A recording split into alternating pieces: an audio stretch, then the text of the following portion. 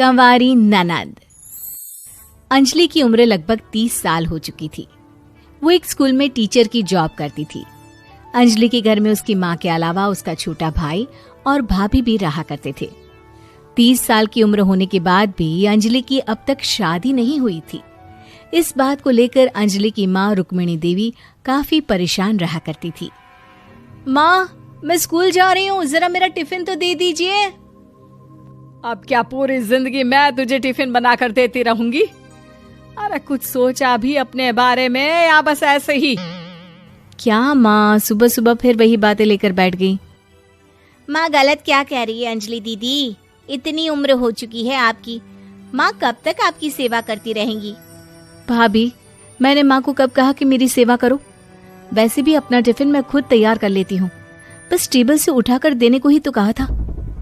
वैसे अंजलि दीदी, देखा जाए तो टिफिन उठाकर देने की उम्र तो आपकी है। आपका अपना घर परिवार बच्चे होते तो ये जिम्मेदारी आज आप पूरी कर रही होती। एक बात मेरी समझ में नहीं आती, अगर मेरी शादी नहीं हुई तो इसमें मेरी क्या गलती है और तुम सब लोग मेरे पीछे क्यों पड़े रहते हो? अरे कुछ कहना क्या पीछे पड़े रहना होता है? अपने छोटे भाई को देख, तुझसे 3 साल छोटा है लेकिन 2 बच्चे खेल रहे हैं आंगन में। मुझे आप लोगों की कोई बात नहीं सुननी, जा रही हूँ मैं। और आप में से किसी को मेरा कोई काम करने की जरूरत नहीं है, मैं खुद संभाल लूंगी। इतना कहकर अंजलि वहां से चली जाती है। शाम को जब अंजलि अपने स्कूल से लौटकर घर वापस आती है तो उसने देखा कि पड़ोस वाली निर्मला चाची वहां पर बैठी हुई थी। क्या बात है अंजलि बिटिया, नौकरी करके वापस आ गई? जी चाची जी, कैसी हैं आप? मैं तो ठीक हूँ बेटा, तुम बताओ शादी के बारे में कुछ सोचा या नहीं? अरे रहने दीजिए ना, इससे तो शादी की बात करना ही बेकार है। कुछ भी कहो तो गुस्सा करती है, बात बात पर आंखें दिखाती है। माँ, आप ऐसा क्यों कह रही हैं? मैंने कब आप पर गुस्सा किया? अरे अंजलि बेटा, तुम्हारी माँ ठीक ही तो कहती है। 30 की होने आई हो, अब तुम्हें भी शादी वादी कर लेनी चाहिए। चाची जी, आप तो ऐसे कह रही हैं जैसे शादी करने से मैंने मना किया हो। रहने दीजिए निर्मला चाची, हमारी अंजलि दीदी को अभी तक उनकी पसंद का दूल्हा नहीं मिला ना, इसीलिए वो शादी नहीं कर रही। भाभी, ऐसी कोई बात नहीं है। अरे तो फिर क्या बात है? तुम्हारी माँ ने तुम्हारे लिए इतने रिश्ते ढूंढे लेकिन तुम्हें कोई पसंद ही नहीं आता। क्या है ना चाची जी, हमारी ननद रानी नौकरी जो करती है, ऐसे ही थोड़ी ना किसी को पसंद कर लेंगी।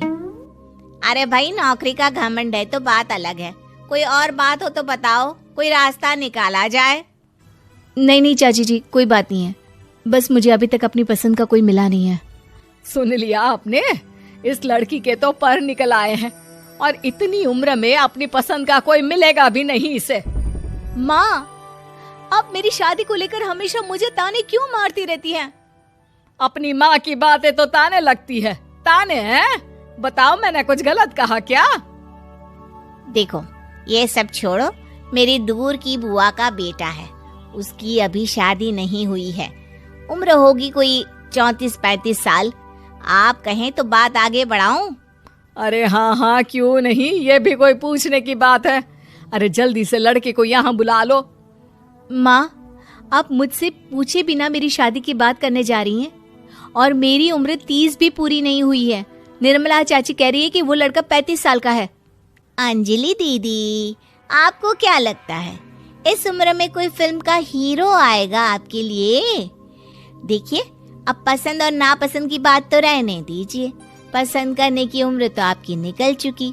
अब तो जो भी मिले उसी से शादी कर लीजिए, इसी में भलाई है। तेरी भाभी बिल्कुल ठीक कह रही है। अब जैसा रिश्ता मिले उसके लिए हाँ कर देना, ताकि हम भी गंगा नहाए। ठीक है, चलिए मैं उस लड़के को कहती हूँ, वो कल ही अंजलि को देखने आ जाएगा। अगले दिन निर्मला चाची के दूर का रिश्तेदार अंजलि को देखने उसके घर आता है। उसका नाम था अजय। अंजलि जी, तो आप नौकरी करती हैं, वो भी स्कूल में? जी हाँ, मैं स्कूल में टीचर हूँ। हमारी बेटी बहुत होशियार है। अरे पढ़ने लिखने में इतनी होशियार है, इसीलिए तो इसकी नौकरी लगी है स्कूल में। हाँ, ठीक है आंटी जी, जरा मुझे भी तो बात करने दीजिए आपकी बेटी से। जी पूछिए ना, क्या पूछना चाहते हैं? अंजलि मैडम, ये तो बताइए कि आपने अभी तक शादी क्यों नहीं की? बस ऐसे ही, कहीं कोई रिश्ता पसंद नहीं आया इसलिए। लेकिन क्या मैं आपसे पूछ सकती हूँ कि आपने शादी क्यों नहीं की? अंजलि, क्या कर रही हो तुम? लड़कियों को इस तरह की बातें नहीं शोभा देती। रहने दीजिए आंटी जी, आपकी बेटी काफी पढ़ी लिखी है, मैं उनके सवाल का जवाब दे ही देता हूँ।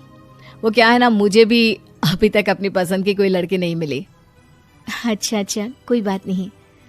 वैसे आपकी तनख्वाह कितनी है? कितना कमा लेती है महीने का? जी यही कोई 25,000 महीने। बस 25,000? इतने से क्या होता है? इतने से तो आजकल घर भी नहीं चलता। आपके कहने का क्या मतलब है? अरे मैं तो ये सोचकर आया था कि नौकरी वाली लड़की है, आराम से 40,000 कमाती होगी। माफ कीजिएगा, आपका और मेरा रिश्ता नहीं हो सकता। जी कोई बात नहीं, मुझे भी आपके साथ शादी करने में कोई इंटरेस्ट नहीं है। अंजलि, किस तरह की बात कर रही हो? घर आए रिश्ते को ठुकरा रही हो तुम। दीदी, अब इस उम्र में आपको इतनी अकड़ नहीं दिखानी चाहिए। अच्छा खासा रिश्ता हाथ से निकल गया, कहीं ऐसा ना हो कि जिंदगी भर कुंवारी ही रह जाओ आप। कुछ दिन और ऐसे ही निकल जाते हैं और अंजलि की शादी कभी नहीं होती। अंजलि के परिवार वाले बिंदास उसे ताने मारते रहते हैं, लेकिन अंजलि एक बड़ी नौकरी की तैयारी करती है और उसमें सिलेक्ट होने के बाद अंजलि को एक बहुत बड़ी नौकरी मिल जाती है। अब तो दीदी के नखरे और भी ज्यादा बढ़ जाएंगे भाई। अब तो इतनी बड़ी नौकरी जो लगी है, अब इनकी शादी होने से रही। माँ, मुझे नौकरी के लिए दूसरे शहर जाना पड़ेगा। आप जानती हैं ये बहुत बड़ी जॉब है और इसमें पैसे भी बहुत ज्यादा मिलेंगे। अच्छा, कितने पैसे मिलेंगे बेटा? माँ, मुझे हर महीने 90,000 सैलरी मिलेगी। क्या? अरे वाह वाह, ये तो बहुत अच्छी बात है। लेकिन फायदा क्या? कितने भी पैसे मिले, शादी तो हुई नहीं ना तुम्हारी। अंजलि नौकरी करने के लिए दूसरे शहर में चली जाती है और जब कुछ महीनों के बाद वो वापस घर आती है तो उसे अपने पति के साथ देखकर उसके घर वाले हैरान रह जाते हैं। अरे अंजलि, तूने शादी कर ली और हमें बताया तक नहीं। और दामाद जी करते क्या हैं? इतनी बड़ी कार है उनकी। माँ, मैं आपको सब कुछ बताना चाहती थी, लेकिन आप सबके ताने सुनकर बहुत दुखी हो गई थी और इसलिए मैंने अपनी पसंद से शादी कर ली। मेरे पति मेरे साथ ही ऑफिस में नौकरी करते हैं और बहुत बड़े अफसर हैं। और एक बात बताऊं माँ, आज मैं बहुत खुश हूँ।